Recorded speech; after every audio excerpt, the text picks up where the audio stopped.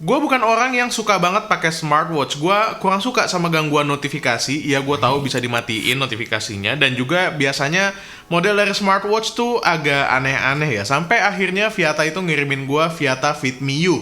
Dan gue coba pakai. Ini lama banget. Gue pakai selama 2 bulan. Dan ternyata smartwatch ini asik juga. Selama 2 bulan gue berhasil betah pakai smartwatch ini. Entah karena apanya. Jadi gue pengen cerita tentang si smartwatch ini. Ini dia Viata Fit Me You. Nggak nyala. Yuk kita bahas. Jam tangan pintar ini hadir dalam kemasan yang simple banget dengan tulisan You di bagian depan dan juga ada bentuk smartwatch-nya. Seperti yang sudah kalian duga, smartwatch ini adalah smartwatch yang desainnya agak familiar ya.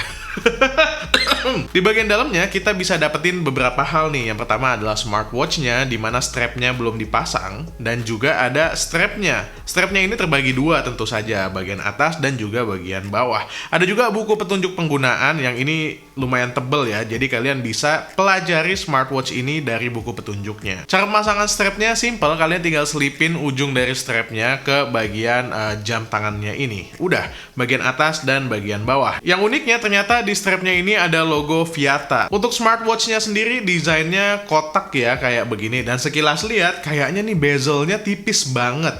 Dan emang bener, bezel atas, kanan, dan kirinya itu menurut gua udah lumayan tipis. Tapi bezel bagian dagu alias bagian bawahnya ini lumayan tebel. Expected lah ya. Soal bezel ini sebenarnya cukup mengganggu di mata gue karena bezelnya nggak simetris antara bagian atas dan bagian bawahnya. Tapi bisa banget diakalin dengan kita gunakan watch face atau tampilan jam yang warnanya gelap juga. Kayak favorit gue yang ini. Jadinya kelihatannya asik banget, nggak kelihatan ada dagu yang mengganggu. Iya, karena surprisingly ternyata layar dari Viata Fit Me You ini juga udah enak. Sampai-sampai tersamar tuh warna hitam dari dagunya sama warna hitam yang muncul dari layarnya. Kayak AMOLED lah, tapi ya nggak sepekat itu juga. Layarnya ini punya ukuran 1,69 inci, tapi di mana-mana tuh nggak disebutin berapa resolusi dari layarnya. Ya, meskipun di mata gue layarnya ini lumayan kelihatan tajam, tapi turunin ekspektasi kalian sedikit lah ya kalau soal smartwatch di bawah harga 1 juta. Tentunya pixelated itu bakalan terasa kalau kalian perhatiin banget dari deket jam tangan dari Viata yang satu ini. Di bagian sebelah pinggirnya, kita juga dapetin sebuah crown ala-ala Apple Watch yang ada aksen warna merahnya juga. Crownnya ini bisa diputar-putar, tapi kalau diputar ternyata nggak ngaruh apa-apa. Fungsi dari crownnya ini sepanjang gua pakai cuma bisa buat bag aja, belum bisa untuk dipakai yang lain-lain. Ya lumayan lah, untuk tampilan keren-kerenan sih oke. Di samping crownnya juga ada lubang mikrofon yang mana ini bisa dipakai buat telepon. Tapi, ada tapinya. Fungsi telepon ini hanya bisa dipakai kalau jam tangan kalian pairing dengan perangkat Android. Kalau dengan perangkat iOS kayak iPhone 11 Pro yang gua pakai, fungsi teleponnya tuh nggak bisa. Jadi kalau misalnya ada telepon atau ada panggilan yang masuk, dia hanya memberikan notifikasi antara untuk langsung pindahin ke telepon dan diangkat di telepon atau untuk reject panggilannya. Jadi nggak bisa langsung halo-halo di sini. Kalau kalian penasaran gimana kualitas teleponnya, kalian bisa cari review Viata Fit Me You dari teman-teman yang lain yang menggunakan perangkat Android. Sayangnya gue udah terlanjur dimasukin ke iOS. Di sisi yang berlawanan ada lubang, ini katanya lubangnya adalah lubang speaker, dimana sangat berfungsi untuk dengerin musik dan juga untuk menerima panggilan telepon, yang sekali lagi tidak bisa digunakan di Android. Fungsi musiknya di iOS itu hanya untuk next, previous, pause, dan juga play aja. Tapi semuanya berjalan di handphone, tidak bisa disetel di jam tangan ini. Di bagian belakangnya ini adalah posisi di mana sensor-sensor kesehatan itu berada. Kayak sensor untuk melihat detak jantung, sensor untuk melihat kadar oksigen dalam darah, dan juga sensor-sensor lainnya. Jadinya jangan heran kalau misalnya bagian belakangnya ini tiba-tiba kedip-kedip warna hijau. Tidak ada hantu di sini, tenang saja. Untuk watch face-nya sendiri, ada beberapa watch face yang bisa kalian ganti langsung di jamnya. Sayangnya cuma 5 kalau nggak salah, jadinya kalian nggak bisa pakai banyak-banyak.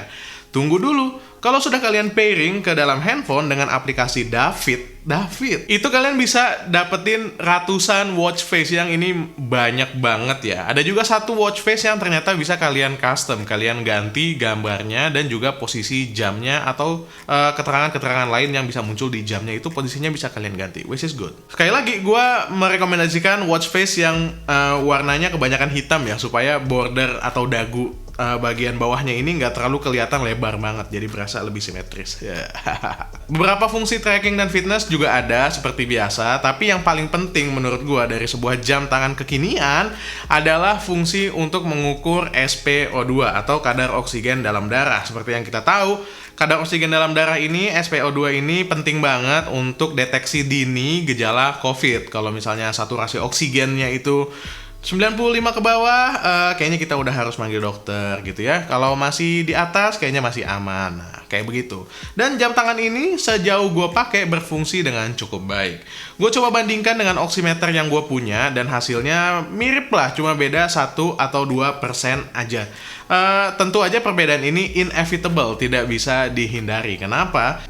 Ya, karena posisi membacanya beda. Kalau oximeter itu dijepit di ujung jari, jam tangan ini ditaruh di pergelangan tangan. Tapi ya gue tetap tidak bisa merekomendasikan jam tangan ini sebagai oximeter yang emang akurat, nggak bisa. Tentu saja oximeter yang sudah memenuhi standar medis itu jauh lebih baik. Jam tangan ini juga bisa ngukur detak jantung seperti jam tangan yang lain. Yang asiknya, di jam tangan ini ngukur detak jantungnya itu bisa dinamis alias bisa sepanjang hari. Jadi per beberapa menit sekali dia akan otomatis ngukur detak jantung tuh. Dan datanya langsung disambungkan ke dalam aplikasi David yang juga akan connect ke aplikasi Health kalau di iOS, atau di Android ada aplikasi kesehatan lain, itu bisa juga langsung disambungin. Kita juga bisa ngukur blood pressure alias tekanan darah, tapi untuk blood pressure dan juga kadar oksigen dalam darah itu tidak bisa dinamis alias nggak bisa baca terus-terusan. Kita harus masuk ke menunya dan klik baru bisa kebaca tuh. Dari tampilan watch face-nya, kalian bisa swipe ke bagian bawah untuk melihat beberapa pengaturan instan, lalu swipe ke sebelah kiri untuk melihat beberapa menu instan kayak panggilan, musik, SpO2, blood pressure, heart rate, dan lain-lainnya. Atau kalian bisa swipe ke sebelah kanan untuk masuk ke dalam menu yang mana menunya ini tampilannya lumayan menarik ya, mirip seperti Apple Watch punyanya Apple. Atau dari watch face-nya kalian bisa langsung swipe ke bagian atas untuk melihat notifikasi-notifikasi yang masuk ke handphone kalian dan juga diteruskan ke jam tangan ini. Cuma yang disayangkan adalah pemilihan font atau jenis huruf di jam tangan ini. Ini berasa jam tangan murah banget gitu, kayak fontnya tuh kayak font mesin ketik tuh.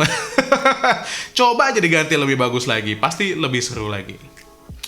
Oke, itu aja. Kalau kalian lagi nyari jam tangan di harga 600 ribuan yang bisa ngukur kadar oksigen dalam darah atau saturasi oksigen, gue bisa banget merekomendasikan si Viata Fit Me U ini. Apalagi dengan desain yang mirip sama jam tangan mahal, sekilas tuh nggak kelihatan. Kalau disandingin sama ini, udah mirip banget ya. Sip, gue Dian dari Main Lagi pamit. Kalau kalian suka silahkan di like, kalau nggak suka kalian tahu apa yang harus kalian lakukan. Itu aja ya. Bye. Assalamualaikum warahmatullahi wabarakatuh.